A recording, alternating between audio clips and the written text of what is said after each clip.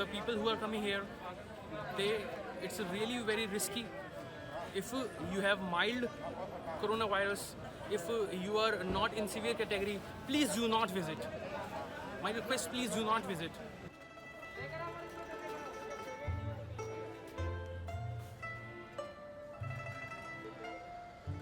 हमें सुबह से नहीं मिला, कोई भी नहीं। नेगेटिव आया, उसके बाद बोला कि यहाँ पर दिखा लो, उसके बाद भी कोई नहीं देखा।